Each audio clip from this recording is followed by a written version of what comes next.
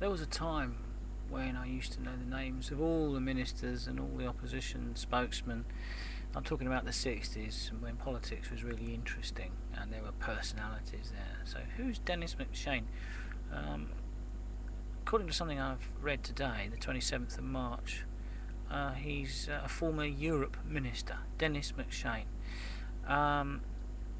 It appears that Denis MacShane suggests that EU sceptics are motivated by xenophobia and cultural narrowness. Now, I pondered about this as I sat in a Chinese restaurant in Truro lunchtime today, and wondered what he meant by xenophobic and culturally narrow. We knocked back a bottle of Asti this evening, lovely stuff, and I was thinking about, when I drink the Asti, thinking about the fantastic times I've had in Venice. Wonderful place, and the student that I befriended over there some years ago, Italian girl, lovely girl, and it just occurred to me that these people just don't know what xenophobia is.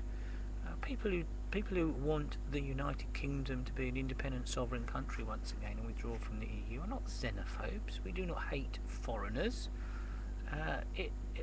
Wanting to govern yourself has got nothing whatsoever to do with hating foreigners. There's no link at all. I don't want to govern their country or have a say in it, and I don't want them to have a say in running my country. I like the cultural diversity, which can only become homogenised if the EU federalists get their way, and that will be a terrible loss. It's great to go abroad and spend different currencies. Charts will be a fine thing, and eat the different foods. We can eat lots of foods in this country, of course, but it's not just foods from Europe. We can eat Tex-Mex. We can eat Indian food. We can eat Chinese food. We can eat food from all kinds of Asian places. You go there are Thai restaurants, and you go to Paris on the left bank, and just about every Asian nation that's got a flag is represented there. The variety of cuisine is phenomenal. Nothing to do with being in the EU at all. So, Denis MacShane, whoever you are, xenophobia, cultural narrowness. Try and think of some rational arguments in favour of the EU.